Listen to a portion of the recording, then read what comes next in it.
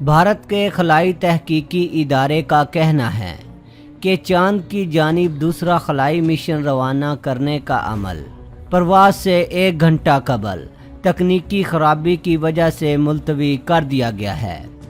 بھارت کے خلائی تحقیقی ادارے Indian space research organisation ISRO نے ایک ٹویٹ میں کہا کہ لانچنگ سے 1 گھنٹہ قبل خلائی گاڑی کے سسٹم میں ایک تکنیکی مسئلہ دیکھا گیا ہے۔ حفظ ما تقدم کے طور پر چندریان 2 کی آج کے دن ہونے والی لانچنگ مؤخر کی جاتی ہے۔ آئندہ تاریخ کا اعلان بعد میں کیا جائے گا۔ اگر یہ مشن کامیاب رہتا ہے تو بھارت چاند کی سطح پر سافٹ لینڈنگ یعنی محفوظ طریقے سے اترنے والا دنیا کا چوتھا ملک بن جائے گا۔ اب تک صرف امریکہ، چین اور روس چاند پر سافٹ لینڈنگ کرنے میں کامیاب ہوئے ہیں۔ چندریان 2 نامی اس مشن پر 15 کروڑ امریکی ڈالر خرچ آیا ہے اور اس کا مقصد چاند کی سطح سے پانی، معدنیات اور چٹانوں کی ساخت کے بارے میں معلومات اکٹھی کرنا ہے۔ اس مشن کے لیے تیار کی گئی خلائی گاڑی چاند کے جنوبی قطب پر ستمبر کے آغاز میں اترنے کی امید تھی اور کامیابی کی صورت میں یہ پہلی خلائی گاڑی ہوگی جو چاند کے اس حصے پر اترے گی۔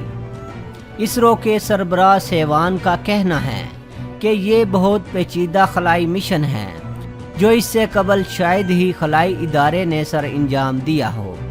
بھارت میں تیار کردہ سیٹلائٹ کو اتوار اور پیر کی درمیانی شب 2:51 پر شری ہری کوٹا خلائی اسٹیشن سے خلا کے لیے روانہ کیا جانا تھا۔ تاہم اطلاعات کے مطابق روانگی سے صرف 20 منٹ قبل اس کو تکنیکی وجوہات کی بنا پر روک دیا گیا ہے۔ بھارت نے سن 2008 میں چندریان 1 نامی پہلا خلائی مشن چاند پر بھیجا تھا۔ اگرچہ اس مشن نے چاند پر سافٹ لینڈنگ نہیں کی، مگر اس پر نصب ریڈارز کے ذریعے پہلی مرتبہ چاند پر پانی کی تلاش کا جامع اور تفصیلی کام سر انجام دیا گیا تھا۔ چندریان 2 نامی خلائی گاڑی چاند کے قطب جنوبی پر سافٹ لینڈنگ کی کوشش کرے گی۔ اس مشن کا مقصد چاند کی سطح پر فوکس کرنا ہے تاکہ وہاں دوسری چیزوں کے علاوہ پانی، معدنیات اور چاند پر آنے والے زلزلوں کا پتہ لگایا جا سکے۔ اس مشن کے لیے بھارت اپنا سب سے طاقتور سیٹلائٹ لانچ وہیکل مارک 3 نامی راکٹ استعمال کر رہا ہے۔ اس کا وزن تقریباً 640 ٹن ہے۔ یہ وزن ایک مکمل بھرے ہوئے 747 جمبو طیارے کے وزن سے 1.5 گنا زیادہ ہے، جبکہ اس کی بلندی 14 منزلہ عمارت کے برابر ہے، جو کہ خلائی گاڑی کا وزن لگ بھگ 2379 کلو گرام ہے۔ اور یہ 3 حصوں جن میں آربیٹر یعنی مدار میں گھومنے والا حصہ، لینڈر یعنی چاند کی سطح پر اترنے والا حصہ اور روور یعنی سطح پر چلنے والا حصہ پر مشتمل ہے۔ آربیٹر جو کہ خلا میں 1 سال تک رہ سکے گا، چاند کی سطح کی تصاویر بنائے گا، جبکہ یہ چاند کے لطیف ماحول کو سونگھنے کی بھی صلاحیت رکھتا ہے۔ لینڈر جسے وکرم کا نام دیا گیا ہے، اس کا وزن مکمل خلائی گاڑی کے آدھے وزن کے برابر ہے۔ اس کے درمیانی حصے میں 27 کلو گرام وزنی روور ہوگا۔ روور کا کام چاند کی سطح کی معلومات حاصل کرنا ہے۔ روور جسے پراگیان کا نام دیا گیا ہے، چاند کی سطح پر 14 دن رہ پائے گا اور یہ لینڈر سے دور آدھا کلومیٹر تک کے علاقے میں سفر کرنے کی صلاحیت رکھتا ہے۔ روور حاصل کردہ ڈیٹا اور تصاویر تجزیے کے لیے واپس زمین پر بھیجنے کا بھی کام سر انجام دے گا۔ اسرو کے ڈاکٹر سیوان کے مطابق روور جب چاند کی سطح پر اترے گا تو یہ امید ہے کہ یہ چاند سے لی گئی پہلی سیلفی تصویر بھارت کو بھیجے گا۔ چاند پر سافٹ لینڈنگ کی صورت میں یہ بھارت اور اس کے خلائی ادارے کی ایک بڑی ٹیکنالوجیکل کامیابی ہوگی۔ یہ بھارت کے مستقبل میں مریخ اور دیگر سیاروں کے خلائی مشنز کی راہ ہموار کرے گا۔ سب سے اہم بات یہ ہے کہ یہ بھارت کے چاند پر اپنے خلا باز بھیجنے کے منصوبے کے لیے ایک سنگ میل ثابت ہوگا۔ بھارت سن 2022 سے خلا بازوں کو چاند پر بھیجنے کا ارادہ رکھتا ہے۔ بھارت اپنی پہچان ایک خلائی طاقت کے طور پر کروانا چاہتا ہے۔ بھارتی میڈیا کے مطابق موجودہ مشن کا کامیاب ہونا بھارت کے خلائی ادارے کی بھی کامیابی ہوگی۔ انڈین خلائی ادارے نے حال ہی میں کافی کامیابیاں حاصل کی ہیں۔ سن 2014 میں ادارے نے کامیابی سے مریخ کے مدار میں اپنی سیٹلائٹ کو چھوڑا اور ایسا کرنے والا یہ چوتھا ملک تھا۔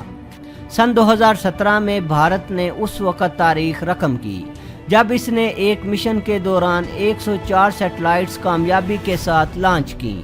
اس سے قبل بیک وقت زیادہ سے زیادہ 37 سیٹلائٹس لانچ کرنے کا ریکارڈ روس کے پاس تھا، جو سن 2014 میں بنا تھا۔ ایک دفعہ پھر تمام نظریں بھارت کے خلائی ادارے کی جانب متوجہ ہیں۔ اقوام متحدہ کے ڈائریکٹر آؤٹر اسپیس افیئرز کے مطابق عالمی دنیا کی بھارت کے خلائی مشن میں دلچسپی بڑھ رہی ہے۔ ان کا کہنا ہے کہ مشن سے حاصل ہونے والی چاند کی جغرافیائی رپورٹ، علم معدنیات، چاند کی فضا کی بیرونی تہہ اور پانی اور آکسیجن پر رپورٹس بنی نوع آدم کی سائنسی ترقی میں اپنا کردار ادا کریں گی۔ اس مشن کو لے کر کی خلا میں دلچسپی رکھنے والی کمیونٹی کافی بے چین اور مضطرب ہے۔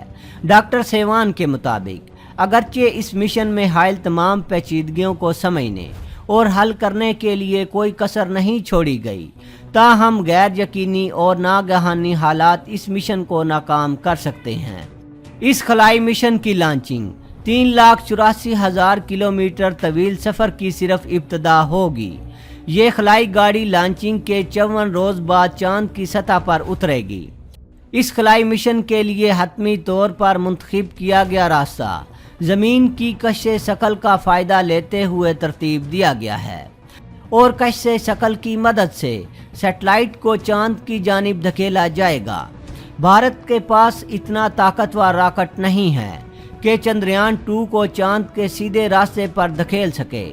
ڈاکٹر سیوان کہتے ہیں کہ لینڈر کو چاند کے جنوبی قطب کی جانب دھکیلنے کے بعد پہلے 15 منٹ سائنسدانوں کے لیے بہت خوف زدہ کر دینے والے ہوں گے۔ اس کی وضاحت کرتے ہوئے ان کا کہنا تھا کہ وہ تمام ذمہ داران جو کہ خلائی گاڑی کو کنٹرول کر رہے ہوں گے، اس دوران ان کے اختیار میں کچھ نہیں ہوگا۔ انہوں نے مزید بتایا کہ چاند کی سطح پر لینڈنگ کا مکمل دار و مدار صرف اس بات پر ہوگا کہ یہ کام سر انجام دینے والے تمام سسٹم ویسے ہی کام کرتے رہیں جیسا کہ انہیں کرنے کے لیے بنایا گیا ہے۔ ان کا کہنا تھا کہ اگر ایسا نہ ہوا تو لینڈر چاند کی سطح سے ٹکرا کر حادثے کا شکار ہو جائے گا۔ اس خلائی مشن میں تقریباً 1000 انجینئر اور سائنسدان کام کر رہے ہیں، مگر پہلی مرتبہ بھارت کے خلائی ادارے نے ایک خاتون کو مشن لیڈ کرنے کے لیے مقرر کیا ہے۔ در حقیقت 2 خواتین ہیں جو بھارت کے خلائی سفر کو لیڈ کر رہی ہیں۔ ذرائع کے مطابق وزیر اعظم پاکستان کے دورہ امریکہ کی بہت اہمیت ہے اور وہ اپنے دورے کو کامیاب بنانے کے لیے بھرپور تیاری کر رہے ہیں۔ یہ تیاری کن خطوط پر کی جا رہی ہے اور وزیر اعظم پاکستان فوری طور پر کیا اہداف حاصل کرنا چاہتے ہیں، ان کے بارے میں تعین کے ساتھ کچھ معلوم نہیں ہو پا رہا۔ البتہ امریکہ سے آنے والی خبروں کے مطابق امریکہ کے صدر ان سے بہت سی توقعات وابستہ کیے ہوئے ہیں۔ وہ پاکستان کا تعاون حاصل کرنا چاہتے ہیں، پاکستان کے مغرب میں جلد از جلد نکلنا چاہتے ہیں تاکہ ٹرمپ آئندہ برس ہونے والے صدارتی انتخابات کے اکھاڑے میں اتریں تو ان کے ہاتھوں میں 18 سالہ لانگ ٹرم جنگ سے باعزت طریقے کے ساتھ نجات حاصل کرنے کا جھنڈا ہو، جسے وہ اپنے ووٹروں کے سامنے لہرا کر ان کی حمایت حاصل کر سکیں۔ امریکہ کو بلا شبہ یہاں سے شکست ہو چکی ہے، لیکن وہ پاکستان کا تعاون حاصل کر کے اس ناکامی پر پردہ ڈالنا چاہتا ہے اور اپنی فوجوں کو واپس بلانا چاہتا ہے۔